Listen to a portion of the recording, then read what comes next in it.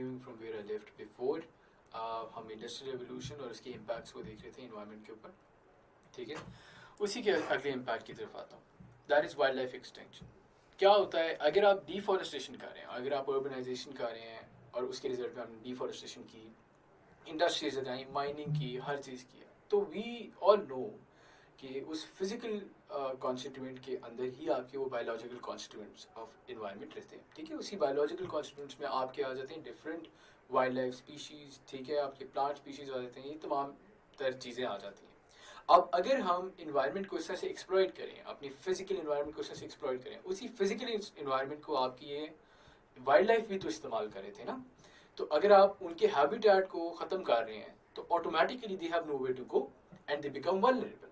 इसी वल्नरेबिलिटी ने आप सबकी तरह के लिए अर्ज़ है बहुत ज़्यादा कसीर तादाद में जंगली हयात को इंडेंजर किया, ठीक है। उनकी जो एग्जिस्टेंस है उसके ऊपर एक क्वेश्चन मार्क डाल दिया, और इसके ऊपर एक जो एक बहुत बड़ी मिसाल है, और इसका ताल्लुक आपके हैबिटेट से बज़ाहिर खुद नहीं है, लेकिन आपकी कंज्यूमरिज्म और ये जो कैपिटलिस्ट माइंडसेट था थ्रू इंडस्ट्रियलाइजेशन जिसने जन्म लिया उसके साथ है, and that is over exploitation of fisheries, which is population of large fish such as tuna.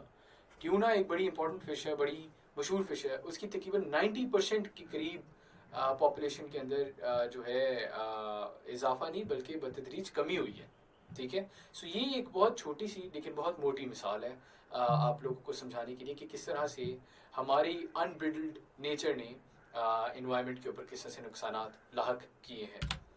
इसी के साथ ये तो बात कर ली मैंने इंडस्ट्रियल आप कह सकते हैं रेवोल्यूशन के जो इम्पैक्ट थे। इसी इंडस्ट्रियल रेवोल्यूशन के अंदर एक और बहुत बड़ा इम्पैक्ट है जिसको मैं एक अलग टॉपिक के तौर पे आपको बढ़ाना चाह रहा हूँ, दैट इज़ ग्रीन रेवोल्यूशन।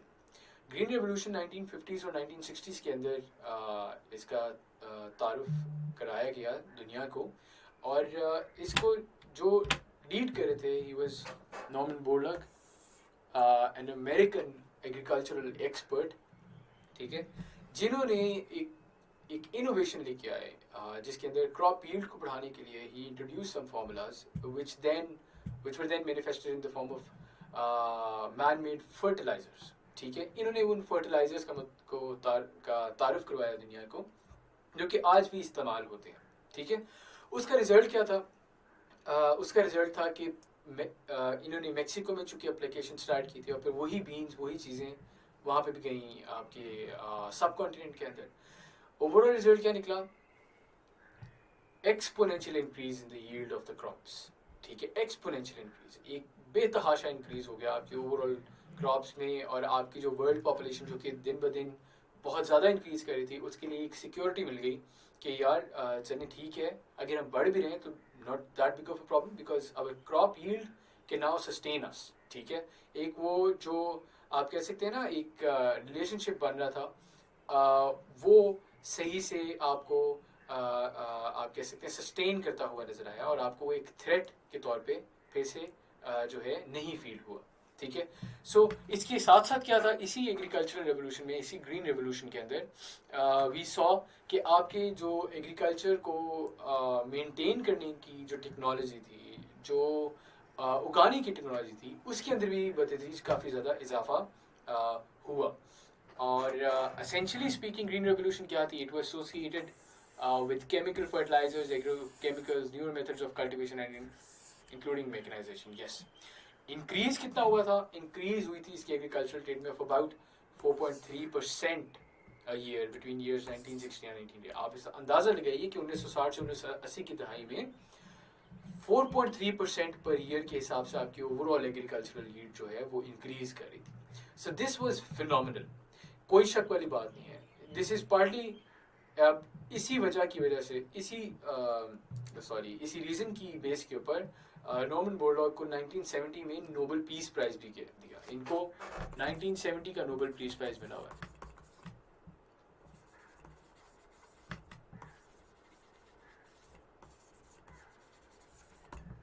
ठीक है, please don't mind my writing, मेरी राइटिंग इसी तरह ही है, जो मैं बोल रहा हूँ उस पर आप लोगों को ज़्यादा इन्हिसार होना चाहिए।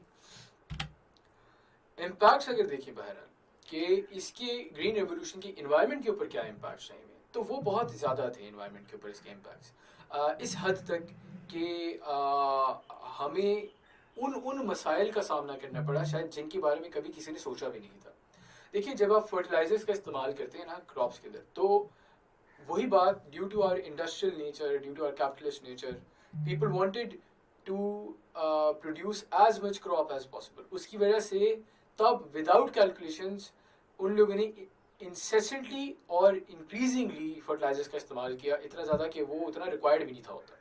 उस फर्टिलाइजर का नुकसान क्या हुआ कि वही फर्टिलाइजर जिसके अंदर नाइट्रोजन भी है, फॉस्फोरस भी है, जब बारिश हुई और वैसे भी जब आपने इरिगेट किया लैंड को, तो वो पानी जो है जब ड्रेन ऑफ करता है, उसी पानी के साथ वो अनयूज्ड फर्टिलाइजर साथ सरफेस रन ऑफ का वो पार्ट बनता हुआ वो ग्राउंड के अंदर भी गया, ग्राउंड के अंदर गया, और जो पानी फिर जाके लेक्स या किसी सरफेस वाटर को टच करता था उधर भी गया। दोनों सतुहात पे दो मसाइल हुए। पहला मसला आपका हुआ यूट्रोफिकेशन का। यूट्रोफिकेशन क्या है? वो ये है जिसके अंदर आप देख सकते हैं कि ये एक लेक है या वाटर बॉडी है जो कि बिल्कुल आपको ग्रीन नजर आ रही है, जिसे हम आम जुबान में कहेंगे कि पानी गंदा हो गया है। ठीक है, वो क्यों गंदा हो गया? क्योंकि इस पानी के अंदर से जो ऑक्सीजन थी, ऑक्सीजन आपको पता है ना सिर्फ हमारे लिए ज़रूरी बल्कि इस दुनिया में मौजूद हर लिविंग थिंग के लिए उतनी ही ज़रूरी है। ऑक्सीजन इस वाटर बॉडी में से ख़त्म होगी। क्यों ख़त्म होगी? क्योंकि इसके ऊपर होगी एल्गल ग्रोथ। इसको खैर हम डिटेल में पढ़ेंगे यूट्रोफिकेशन को, बट सिर्फ आपको अभी एक नटशेल नॉलेज देने के लिए। अब जब वो एल्गल ग्रोथ हुई है, उसने इस पानी के अंदर मौजूद तमाम ऑक्सीजन को सकअप कर लिया, और इस पानी के अंदर मौजूद जो भी चीज़ थी वो तमाम चीज़ें मर गई। ठीक है, so this is what happened, this is what happened as a result of the excessive use of fertilisers. ठीक है, इसी तरह वाटर लॉगिंग एंड सैलिनिटी, वही पानी जो कि ग्राउंड वाटर में जाता था, उसकी वजह से बाद में वाटर लॉगिंग और सैलिनिटी देखने को मिली। इस कॉन्सेप्ट को भी हम डिटेल में बाद में वैसे स्टडी करेंगे, लेकिन सिर्फ आपकी इतला के लिए इतना ही अभी के लिए काफ़ी है कि वाटर लॉगिंग और सैलिनिटी की वजह से जिस ज़मीन के ऊपर ये वाटर लॉगिंग या सैलिनिटी होती है, वो ज़मीन फिर काबिल काश्तकारी नहीं रहती, यानी उसके ऊपर एग्रीकल्चरल ग्रोथ आप नहीं कर सकते।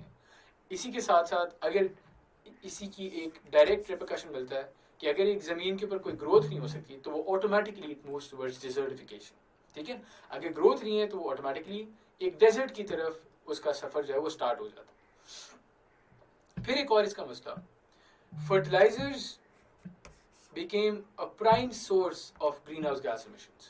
ठीक है, 1750 में आपकी N2O की जो एयर के अंदर मिकदार थी, अगर उसका कंपैरिजन किया जाए with N2O's percentage in the air right now, 25% का इंक्रीज नजर आता है। 25% is a big increase considering कि N2O एक ग्रीन हाउस गैस है। ग्रीन हाउस गैस जो कि ग्रीन हाउस गैस एमिशंस का बायस बनती है। ग्रीन हाउस गैस को भी हम आगे पढ़ेंगे। सिर्फ आपके लिए यही कि क्लाइमेट चेंज के ऊपर इसका एक बहुत बड़ा इम्पैक्ट है। ठीक है, तो उस लिहाज से आपका जो ये एग्रीकल्चरल रेवोल्यूशन है, इसके आपको बहुत ज़्यादा इन्वायरमेंटल रिपरकशंस देखने को भी मिलते हैं।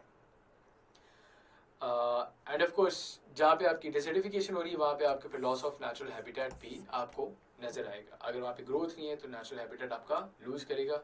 इसीलिए ये मैंने लिखा हुआ, जैसे UK loss over 25% of the hedge growth. Hedge growth के बारे में यूके मशहूर है, वहाँ पे बहुत ज़्यादा ग्रोथ होती थी एक ज़माने में। 25% के करीब आजकल की स्टडी के मुताबिक वहाँ पे डिक्रीज आया है। ठीक है, so this is the overall repercussions of the green revolution. इसी के साथ जहाँ तक एक आपका कॉन्टेक्स्ट था सेट करने का कि इन्वायरमेंटल मूवमेंट्स जो हुई, जो कि हम आगे पढ़ेंगे फेजेस कौन सी थी उसकी, उनके पीछे जो एक्शंस थे या उनके पीछे जो इवेंट्स थे, उनके बारे में मैंने आपको बताने की कोशिश की है कि किस तरह से कौन से इवेंट्स थे, कौन से कॉजेज़ थे जिन्होंने लोगों को सोचने पे मजबूर किया कि इन्वायरमेंट एक इशू नहीं बल्कि एक बहुत बड़ा इशू है और इसके ऊपर काम करना हमारी जिम्मेदारी है। ठीक है, और यही हमारा political tangent of this course, जिसके अंदर एनवायरमेंटल साइंस का पॉलिटिकल टेंजेंट, जैसे आपको पिछले लेक्चर्स के अंदर एस्टैब्लिश कर चुका हूँ कि ये एक इंटरडिसिप्लिनरी सब्जेक्ट है, तो इसका जो पॉलिटिकल एंगल है उसको हम इस तरह कवर कर रहे हैं। अगले लेक्चर के अंदर इंशाल्लाह अब हम फेजेस को पढ़ेंगे कि किन फेजेस के अंदर एनवायरमेंटल मूवमेंट हुई है, और उसके बाद हम एक इम्पॉर्टेंट कन्वेंशन है उसके बारे में पढ़ेंगे। So that will be it from my side as far as this video is concern. अगली वीडियो में आपसे मुलाकात होती है, थोड़ी सी ब्रेक लीजिए और उसके बाद अगली वीडियो